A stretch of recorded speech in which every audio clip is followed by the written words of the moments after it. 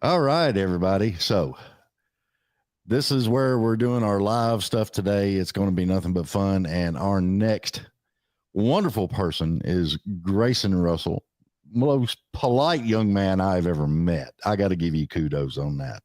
Well, I appreciate it, my friend. Thank you for having me. No problem. Glad to have you on the show.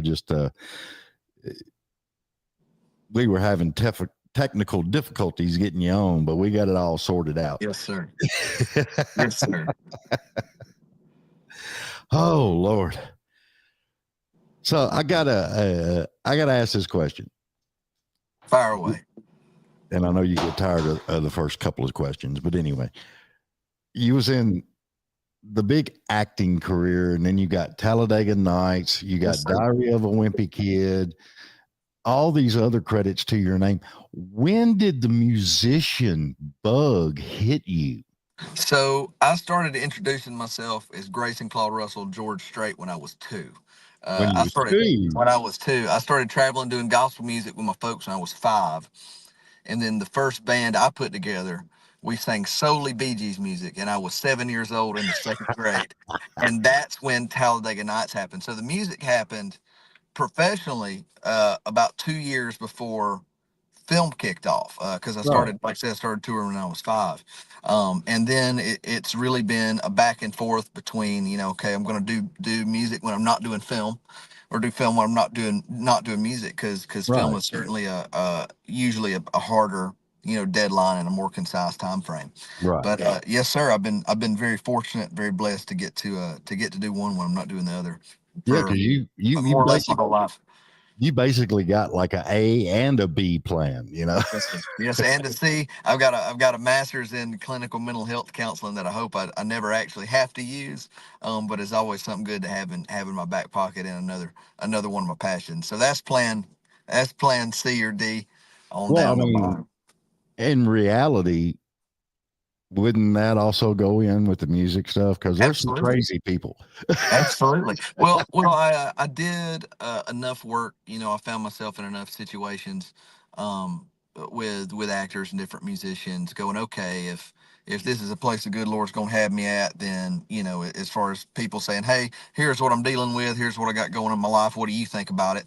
I've been in enough situations like that, really, over the past, I don't know, for sure 15 years, where it was like, okay, all right, if this is what I'm going to do, then I at least want to know what I'm doing. If nothing else, for my own personal safety, and I can Right. avoid situations that I wouldn't otherwise, be able to call.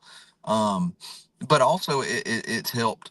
Certainly on the film side, is understanding. Okay, well, this character that I'm playing might be dealing with X, Y, and Z, and I understand how that plays out. Because I've done 700 hours worth of internships working in that situation. Right. Songwriting with other people in co-writes, the process for that, for me, very much, I treat it no different than it's a counseling session that I get to write to music. you Yeah. know hey, David, what's going on in your life, what's bothering you? And about an hour later, we figure out, really, we get down to the bottom of it. And okay, well, are you feeling this way because you thought this was going to happen, or because you knew this was going to happen and we're trying to avoid it? Or it helps. The counseling degree has certainly helped to ask the right questions in the context of writing music, and then been able to make that make sense. I'm very fortunate I get to do that with a veterans organization called Creative Vets, that's a Yeah. nonprofit. So I get to go all over and work with veterans doing the same thing, and it really gets to marry those two passions in my life together. Right. So there is a plan C, but it also kind of works into A and B all Well, together. yeah, It does. because the way you was explaining it, I was sitting there thinking, man, that would be a heck of a tool if Yes, you're sir. writing with a couple of people, and Yes, you sir. could actually get to more of a depth of the song. Yeah, and I mean, it certainly helps me too when I write, because it's just self awareness is the key to pretty much everything. But once you figure out, kind of, okay, well, I'm feeling this way because X, Y, and Z. Well, then you can definitely kind of get in your head about it, and then it can become a whole other set of issues of trying to bring down the I guess the self talk and everything else going in there. That's a whole other deal. Sometimes self awareness can be can hurt far more than it can help. But certainly in the context of writing out, putting to, song, the things that I've lived through, it's definitely helped me dig a little deeper for it. Right. Yeah. I wish more people had self awareness because there's a lot of really, really assholes out there. Yeah. Yeah, there can be. There sure can be. I agree. It gets crazy, man. I just, I was listening to your song, Beneath the Bow. Yes, sir. How did all that come about? Because I mean, realistically, the working man thing and everything else, you reached back several years for that. Yes, sir. Yes, sir. So that song was really the album, which obviously isn't out yet. It's called "Living in Women" Volume One, and Say, it I didn't even know that. I thought yeah, it was and just a it's song. yeah, and so it was that title came from whenever we get ready to play a show, me and my band would get together and pray real quick, dear Lord Jesus, help us. And the Uh-huh. general prayer request was, Nick, what you got going on? Man, living in women. And that kind of, okay, well that puts this album in a direction. Yeah. But the first song off that album that really kind of presented itself, outside of the cover that's on the record, or maybe the two covers that'll be on the record, I wrote everything. I wrote Right. everything on it. It'll be about a 14 song album. Um, I love that. yes, sir. We were playing the show out at Johnny Cash had a farm out in Dixon, Hmm. on Aqua, and we were playing out there. And the guy who owned it, who owns it now, who runs it, says, "Hey, man, I'm a songwriter. I want you to hear some of my stuff." And in Nashville, that can go either Yeah. way. And he had this song that he had kind of worked on and put out called "Beneath the Bow." And he's like, "Hey, any of my songs I've done, you want to cut them? Go cut them." And I said, "Well, I love this Beneath the Bow song, but there's a couple things if I did it, I'd want to kind of Right. change around and do." And he was very, very gracious in believing in me enough to say, "Okay, well, this song's, obviously something that's near and dear to my heart in this message, but you take it and you do it in a way that makes sense, that you feel like you can communicate. Change the Right. lyrics, change the song, change the arrangement, whatever you need to do." And I did. And it's funny because people know me as an actor and they know me as a musician, which those are the two things most people think are farthest from working men and the blue collar side of this nation. What they don't realize is the cover. The picture of the guy on this scaffolding was me when I worked in a paper mill at 140 feet in the air Oh Lord. on a scaffold crew, Yeah. back over COVID. I mean, my dad's been a contractor his whole life ever since he was a small child. Yeah. I grew up in Clanton, Alabama, with 9,000 people, and figured honestly I'd probably not be an architect or a peach farmer because that's kind of what people did at home. Yeah. Talladega Nights was an open call in the newspaper. We only went because Daddy went fishing because I think he had a tournament to get ready for, and me and Mama were bored. I didn't intend to be an actor at all. I couldn't read. I could do like, Cat in the Hat, See Spot Run. But, teacher asked Yeah. me, what's the capital of North Carolina? I said, Washington, D.C. She said, no, you're wrong. I said, you got a lumpy butt. She got mad at me and yelled at me, and I pissed my pants, never changed my pee pants all day. I'm still sitting in my dirty pee pants. I couldn't do that.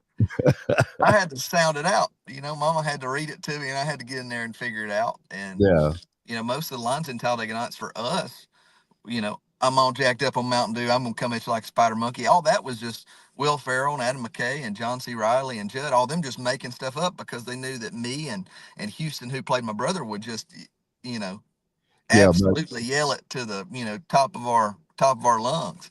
but Um, that quote you just said yes, sir. is the most quoted around this house on Talladega Nights. Well, I appreciate it. I'm constantly amazed with Talladega Nights and with Wimpy Kid, the longevity that it's had, Yeah. and just the cultural impact it's had in a couple different ways. I mean, now the Diary of Wimpy Kid, obviously that was a trilogy that we did based on like 4 books that were Hmm. out at the time. I Yeah. want to say like the 13th one is about to come out, and that's borderline public school, like public education curriculum. Yeah. So there are kids growing up on it, reading the books, watching the movies in class. For those that were coming up when the movies were out, for them, that was to them that a lot of stuff probably on Disney Channel or Cartoon Network was to me. So to Right. have that kind of impact in people's lives is really cool. Conversely, the half a generation before, or maybe a quarter, you've got Hmm. kids, that were turning 13 when Talladega Nights came out, and that was the first, adult movie their daddy took them to see, and Oh it's yeah. like, but we're gonna go watch this Will Ferrell movie. Or, I ran into a guy the other day who said, "Man, when I went on my first deployment to Iraq, he said I was terrified, and I was right before I got on the plane to go over." He's like, dude, I was, skitzing out, shaking in my boots, going, my God, what have I done? Hmm.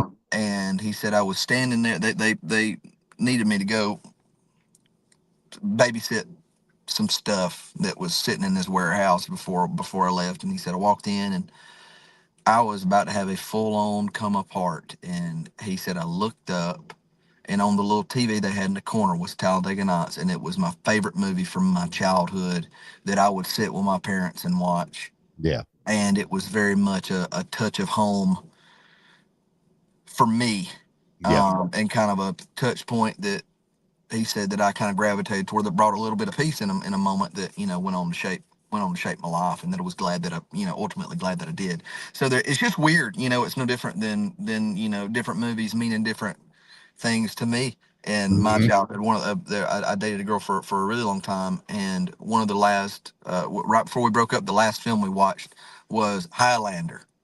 Uh-huh. Maybe the Highlander. And it's funny because when we did Talladega Nights, there's a line, he goes, man, I feel like I'm in the Highlander. And the French Hmm. goes, what's the Highlander? And he's like, oh, it's like the greatest movie ever made. Yeah. On the other side of that is, whenever I hear, very rarely, the Who Wants to Live Forever song by Queen, I immediately think of sitting on the couch with this woman that I loved, and the whole deal.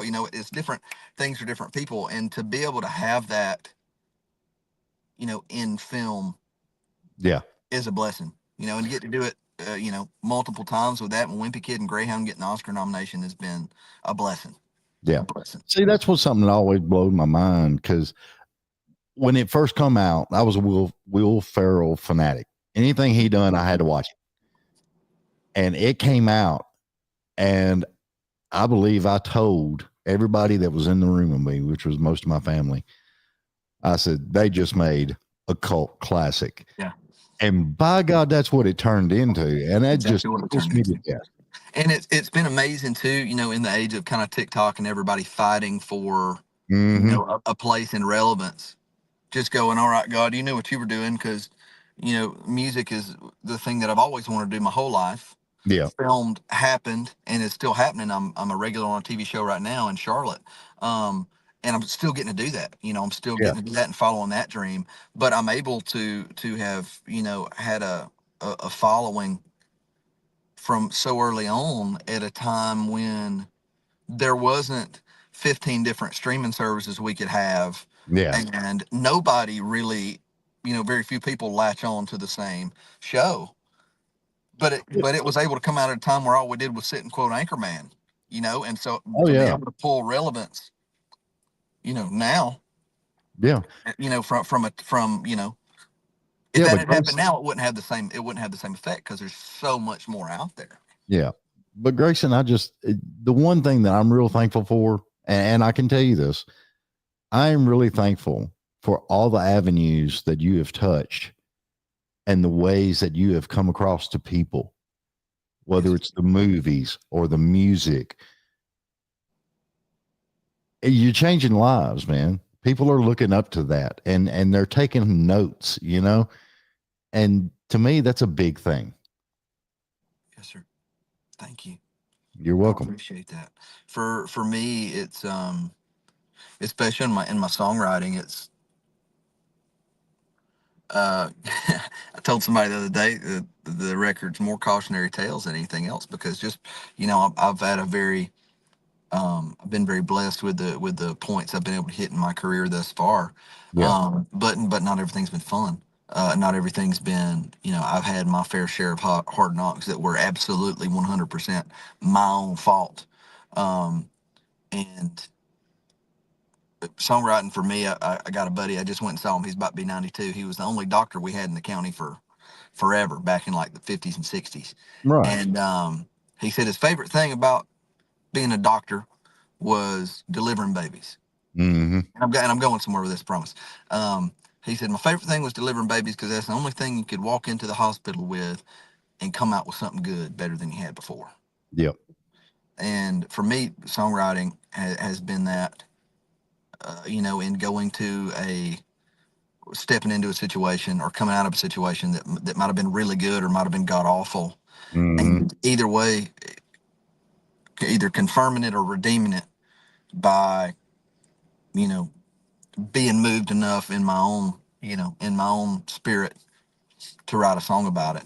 Right. And for me, Beneath the Bow's one that just the more we played it and the crazier the world got over the past probably 3 years, certainly, Mm-hmm. just in how everything's been going, that it just there we just put so much more ass behind it Yeah. every time we played it because it just got harder and harder and harder and harder because it seemed very apparent that okay, well, no different than me working on that scaffold Yeah. or my buddies that are still doing scaffold work going, man, this is I can't really survive at this pace that I'm going. Hey, we got to do something about this.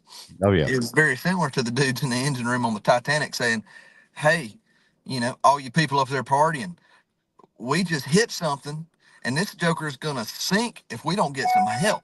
Mm-hmm. And to take that idea, which was Mr. Brian Oxley's to begin with, and to be able to take it and draw the comparison Yeah. is a hell of a thing. Um, It's a hell of a song, dude. yes, sir. And I appreciate it. It was something that took us probably 2 years, almost, really probably almost three, to really get nailed down in that form because I never, the band, this band that I put together out of college 7 years ago and started as a cover band Sweet. for about the first 5 years. And I remember very specifically, vividly going, I was driving down the road going, I have no desire to write original music or play original music because there's nothing that I could say that anybody would want to hear any more than us playing Freebird because we do Freebird really, really well. Yeah. Like what do I have to offer to bring to the table that would be any more entertaining or move people any more than us doing Live Like You Were Dying or playing LaGrange? You Yeah. know, right. In all honesty, why would I even try to do that? And it wasn't until COVID that I was moved enough to write, and that kind of happened. And I was like, okay, well, that song ain't bad. And Beneath the Bow came along, and then another song came along out of a relationship that I'd gotten out of, and it was like, okay, these things don't really suck. They're not near as bad as I thought they would be. Right. And we slowly started incorporating them into our live sets, and started watching people cry with some of them, Yeah. or watching vets come up out of the audience and be like, man, I work Beneath the Bow, and going, okay, well, we're doing something with this that we're not that for whatever reason, no matter how well we play these covers, aren't touching people to the same degree. Mm-hmm. Let's not shun the lives and the situations that we've been through, and the words and the melodies that have come out of that. Let's Right. just slowly incorporate them and kind of see where they land. um and so this record will be really the culmination of probably a dozen different heartbreaks and different things. I mean, I was raised by a bunch of old people. My granddad was the youngest of six, and you Well, I know, could tell you've got an old soul, man. yeah, and with being raised by old people, there comes a lot of loss. Yeah. But no different than I said earlier today. Mark McKinnon, who owned the local car dealership at home, he was the man who put me in a couple commercials with him. He went to school with my mom. Yeah. He massive heart attack, I'm not really entirely sure what happened, but he passed away entirely unexpectedly this morning. And so there's a lot of life that just happens to everybody. Oh, yeah. I lost my granddad 2 months ago. This is Thanksgiving was the first major holiday, and Christmas is going to be tough. But there's a lot of life, um, that has occurred to me over the past probably 4 years, and this album I think will certainly reflect that. And it still falls in the in the context of living in women. It's pretty difficult to get outside of that little box, so it's pretty much everything. And so it's so funny now. I mean, still every time we get ready for a gig or we're rehearsing, it's like, man, what's going on? It's just living in women. And even people that aren't in the band, when we go and we're somewhere and I'm working in the studio, and it's like, all right, we're gonna pray before we start this off because this is about to be weird. Yeah. So what you got? And they've been around us long enough to be like, man, living in women, it's getting crazy. Just that's what we're praying about. And so I can't it's wait just, till it comes out, man. yes, sir. Yes, sir. And we're working out the timeline on it because it's a different climate. Obviously the music industry is ever changing. For me, I know that people have always known me from film. Yeah. Even though I've done music the whole time, and so I wanted to come out and just drop a 14-song record and say, "Hey guys, I'm here to stay," and I wrote everything on there that ain't a cover. Um, but the climate, it has changed to where it's not as advantageous to do that. I said, "Hey, let's Right. drop a single here and then wait a little while and drop another single and wait a little while." And so that's kind of the pace you kind of have to do right now. Mhm. But I'll be excited when it makes sense to say, all right, cool, let's drop this bad boy and then let's get started on the next one. And I've had the bones of Living in Women Volume 2 put together for the past year and a half. So Yeah. as soon as I get this one moving and shaking, we will move right on with the next one because it's the life that I've always wanted to have. Yeah. And I've been very fortunate that I'll work on this TV show back in February. It's called Blue Ridge. February to or this upcoming February to April, and I'll drop a couple songs while I'm working on that, and then we'll go play them until when that Yeah. wraps. We'll go play them whenever I get done with that. So it gives my guys a break, gives me a break, helps me to I can uh, you know Focus. uh, focus. Yes, sir. I love that. Dude, we gotta get off here. Well, hey, it has been a pleasure, Mr. David. It Thank you has so been much for having awesome. me on. I am so glad we finally got you on. We're gonna have Yes, to sir. get you up to the studio. Sounds good. Sounds good. When you I get ain't that down, far away. I'll have my people contact your people and they'll check itineraries and then we'll do some jumping around and we'll see what we can do. Sounds good, Mr. David. You take care, boss. Be good. Appreciate you. Tell everybody where they can find you. Yes, sir. Yeah, y'all all can find me. My social media is the best place to do it. Instagram, Facebook, those are the ones I'm on the most. TikTok, it's Grayson, Grayson C as in cat, Grayson C Russell, Russell. And then my website is Grayson Russell Online. And yeah, all the stuff's on there. Go stream Beneath the Bow. I got another song on there called Corn and Kerosene about the lengths I have gone to pay my band and make this dream happen. Um, I and can imagine, brother. the links the rest of my folks in my family have gone to make their dreams happen too, and work it out. Thank you, David. I appreciate it. Thank y'all for listening. Thank No y'all for problem, having me brother. on. Have a good Merry Christmas, brother. Yes, sir. Y'all take care. All right, we'll see you.